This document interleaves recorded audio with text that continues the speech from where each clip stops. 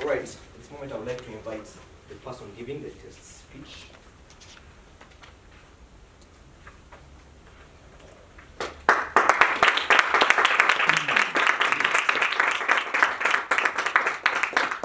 Marvin Luima, get up. Get up, Marvin Luima. Get up! Get up! Get up! I must sound like Arnold Schwarzenegger, but I'm nothing like the man. How many of you have alarm clocks that sound like that? Thank God you just affirmed my thoughts. If you did, probably this country's life expectancy would be much shorter. Contest chair, fellow Toastmasters and guests, that is not the sound of my alarm clock. That is the sound of my conscience asking me to get up and out of my bed. The fact that it's using the tone of Arnold Schwarzenegger, I don't know if I've been able to buy you into my deep voice yet, means I was quite reluctant to do so at the time. In fact, I would have loved to tuck myself in a little bit longer, but it would not let me.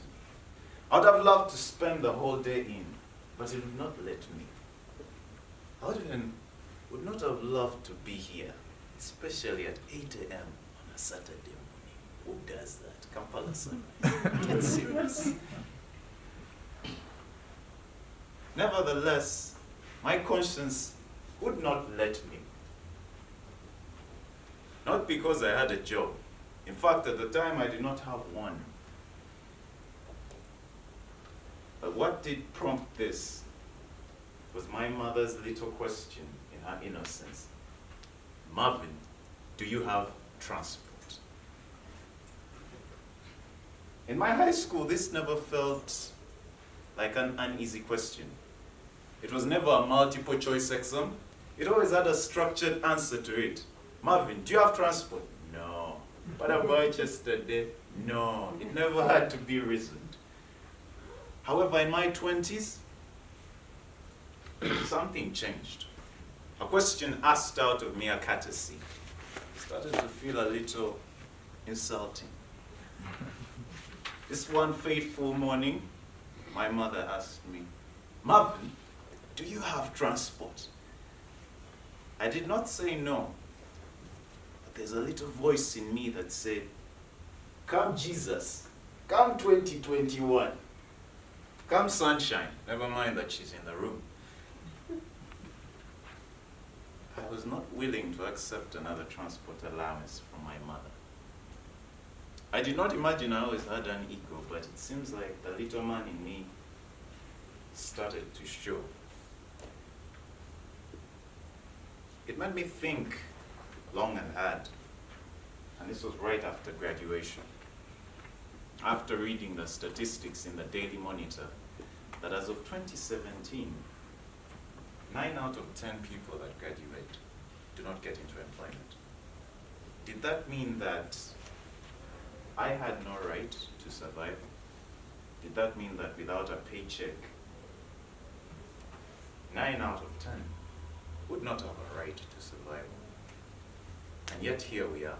We have the ability to think, the ability to breathe, all these nice grades to show off, and for what? If we did not have a job, did that mean we were done for? No contribution to make to the economy. And this made me question what the role of education was. Was education something meant to complement my work? Or was it a prerequisite before I started to make any meaningful contribution to my economy? With a little bit of ego in me, I had to stomach it, and I decided to start selling cakes for my sister. Later on, I did not realize how much joy this would give me. In fact, there's a day I made only 500 shillings, but I was so happy that these 500 shillings had come from my own sweat. It wasn't much, but a coin a day from this would give me much more joy than accepting my mother's transport allowance. It's about that age where they ask you whether are you coming back home and you're like, nah, I'm busy. I'm busy. How much do you make? And your dad is intimidating you and you're like, I'd rather not say, but it's a meaningful amount. 500, huh? Nevertheless, I went on selling cakes. Soon enough, I realized it's an industry that had a stiff amount of competition. By a show of hands, how many of you in this room know someone that does cake? One. Look at that. Competition. Very disheartening, because every time I'd see my potential 500 being lost to someone else. Nevertheless, in this world, we are never alone. Ask guys in my age that are hitting on young ladies. Hi there, how are you? I have a boyfriend. You're like, oh, interesting. Still, competition. It's not competition, that's biological demographics, I guess.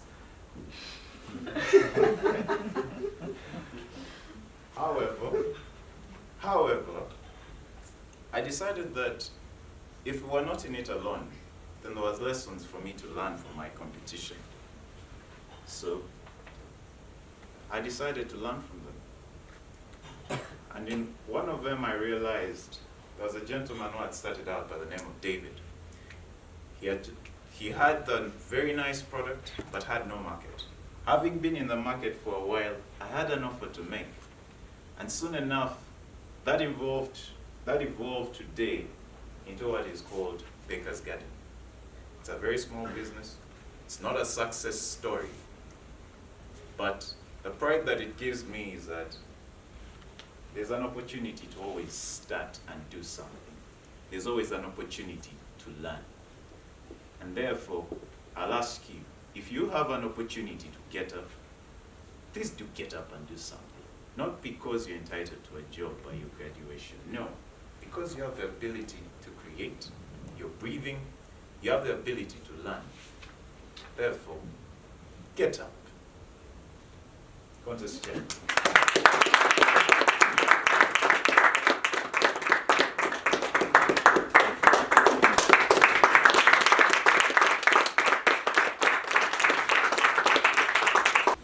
Okay, let's welcome our first evaluation contestants. Catherine Nasuga.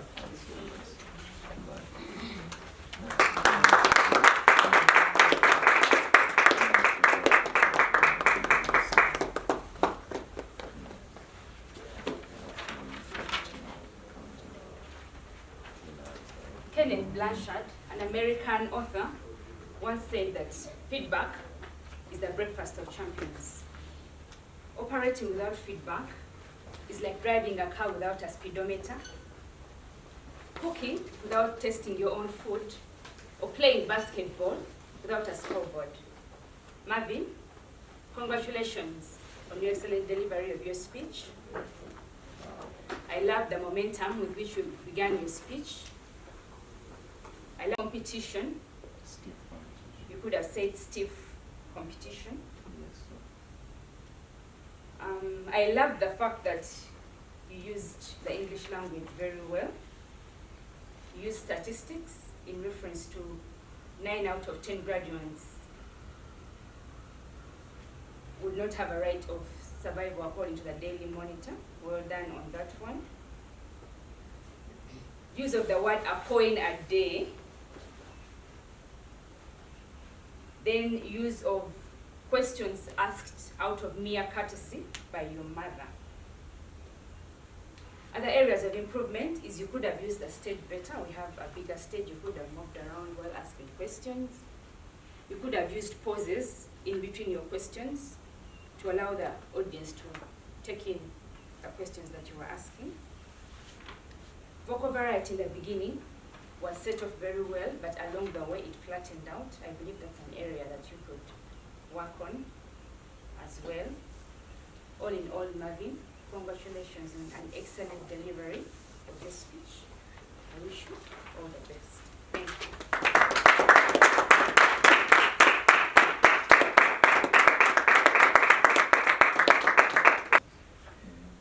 invite our second contestant, Brenda Atwini.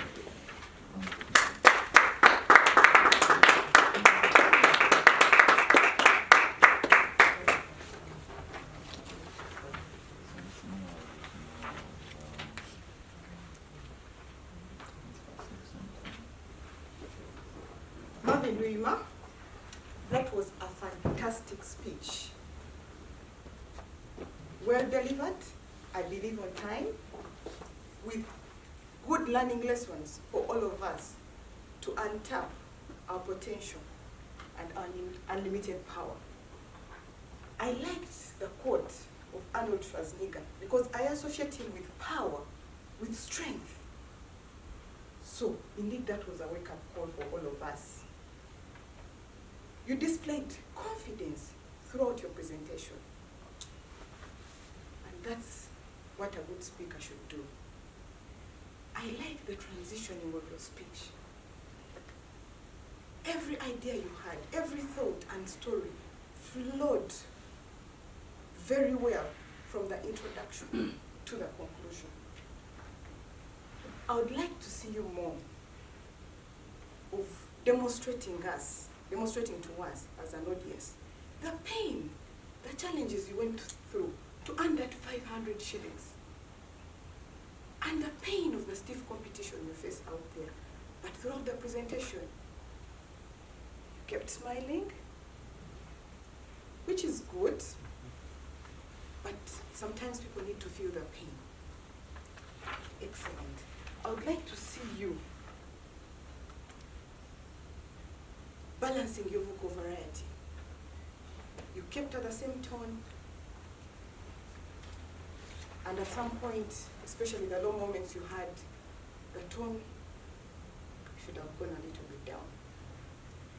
I'm glad that you left with us a very powerful lesson to get up of our comfort zones, face the world out there, and be what we'd like to achieve in our dreams and be successful. Thank you very much.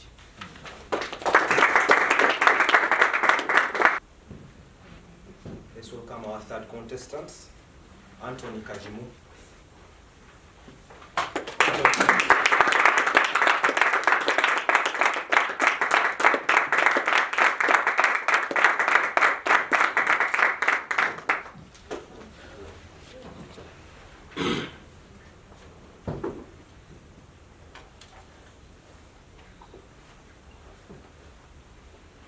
Contest chair, Toastmasters and guests, and most especially Marvin. John Quincy Adams, the 5th American president, said, if you inspire others to dream more, to learn more, to become more, then you are a leader. Marvin, this morning you inspired me to do more, to dream more. Your speech, Get Up, inspired me to leave the things that are holding me, to leave the alarm clock that I keep snoozing, to turn out the voice in my head and go and chase after those things that really matter to me. Thank you for inspiring me today, and I would love to believe you may have inspired very many others in this room. I loved how you presented your speech. You had this calm and composed demeanor and moved around the stage slowly, well-paced, as if you are a royal prince or king, that culture that we normally don't need. I am. Oh, I love that your voice was so composed, and I did not get any feeling of tension or fear or doubt in your voice. I actually think you should consider a BBC audition at some point. That's the stuff you have to listen to. Oscar Aliki, a business leader, said, feedback is the fuel that drives the vehicle of success. It was a fantastic speech today.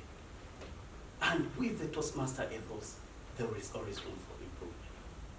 I have a few suggestions that I would like to share with you for your consideration. The first that I would like to share is the stage utilization.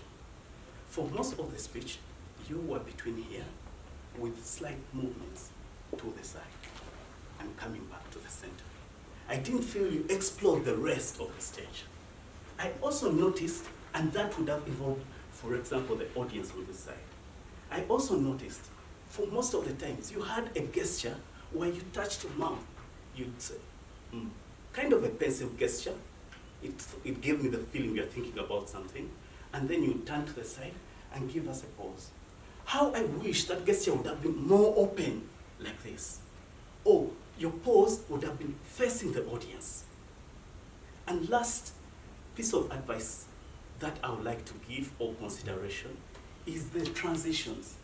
You moved us through very vivid imagery of the alarm clock, your mother, your cake business, but I felt the transitions were not very, very fluid. For example, at the end, you could have gone back to the example of the alarm clock and tell us, when you are failing to do this, get up and do it. You did, and that could have improved the transitions for me. As I come to the end of my evaluation, Marvin, I would like to specially thank you for the inspiration you've given us. I will particularly, long after this, remember what you told us. Opportunity, get up every day because you have an opportunity.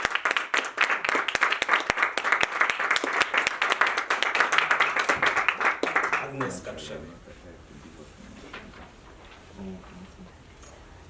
Toastmasters and guests. Marvin, get up. Did you notice, Toastmasters and guests, how Marvin captured us, the audience, when he came up on stage with his opening and talked about Swazniga with a following hand gesture, touching here to show us Swazniga and the energy with which he was presenting his speech. That was a great thing to take on, the metaphorical language. Keep it up, Marvin. I liked also how you used the metaphor of the alarm clock and relating it to the conscience. When you started with the alarm clock, get up, I wasn't so sure where this was heading, but then when you brought in the conscience, I thought, wow, what an interesting way to connect this and to get us into the speech, to really get us hooked.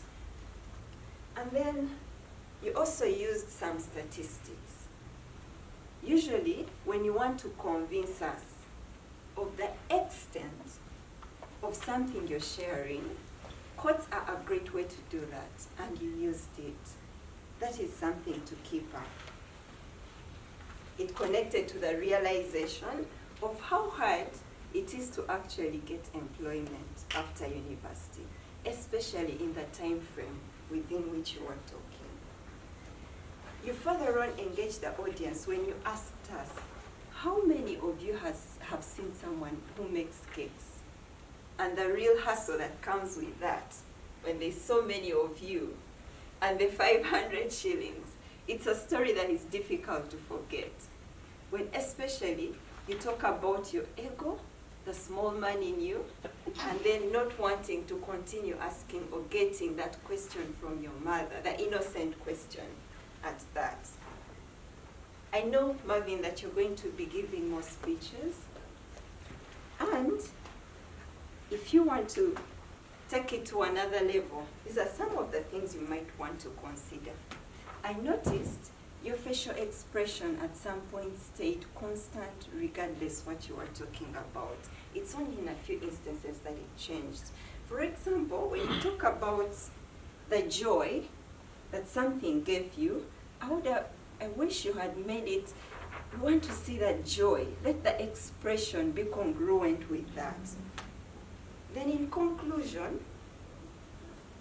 you talked about opportunity, okay, that comes with certain situations in life towards the end. And then you told us there is always that opportunity. You drew us in and gave us the opportunity to be inspired. Thank you so much, Marvin.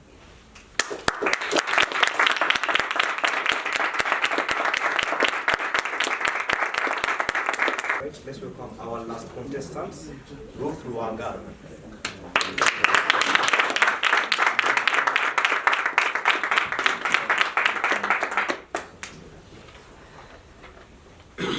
Marvin, well done for the speech. speech well delivered. Daniel Kahneman, an American economist, once said, "True intuitive expertise is learned from prolonged experience with good feedback." I've watched you take this stage several times and build on your experience. And I know that one of the things that are going to help you become better is good feedback. And that's the purpose of my delivery this morning. I enjoyed your speech. I loved the energy with which you began. Get up, get up, get up, you shouted. Everyone had your attention. They had to drop everything they were doing to listen to what little Marvin had to say.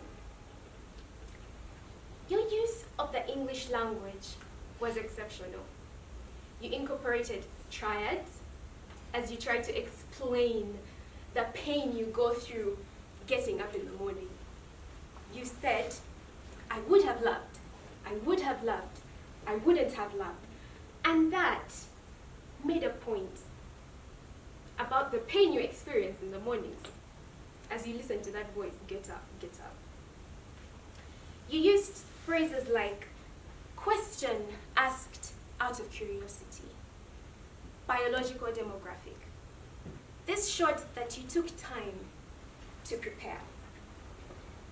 One of the things that also stood out for me was your use of statistics. Marvin mentioned a popular newspaper. Does anybody remember what that paper was? Monitor. And there was a statistic that he pulled out. Does anybody remember that statistic? No. 9 out of 10 graduates do not get jobs. Thank you very much. That showed preparation and research. It drew credibility to your delivery. The other thing I enjoyed about your delivery was the incorporation of the audience. You asked us, does anybody know of someone that bakes? Well, I bake too. Not at Baker's Garden, but at another place in the vicinity of Baker's Garden.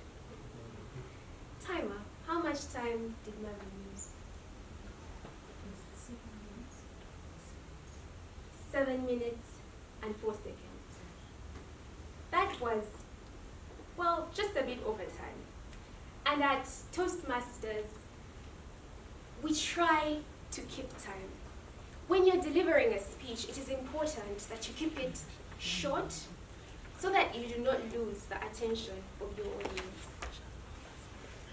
I would have loved for you also to reduce on the number of stories that you were telling in your speech. Sometimes when there are several bits of stories scattered in the delivery, you may lose the attention of the audience as they try to figure out what exactly is Marvin communicating to us. But on the overall, I loved your delivery. Your audience engagement was exceptional. You always humor us with your speeches, and I look forward to seeing you take the World Championship stage and greater heights. Congratulations, Marvin.